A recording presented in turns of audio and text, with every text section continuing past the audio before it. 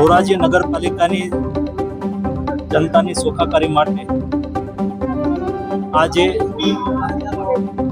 રોડનું શિલાન્યાસ, લોકાર્પણ સહિતના 18 કરોડના કામો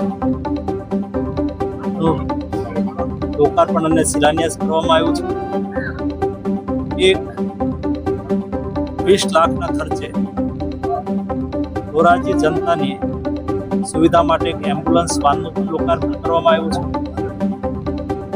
ધોરાજી નગરની સુવિધાઓમાં વધારો થાય, ધોરાજી નગરની જનતાની સગવડતાઓમાં વધારો થાય તેના પ્રયાસ રૂપે વિકાસ કાર્યોનો પ્રારંભ થઈ રહ્યો છે।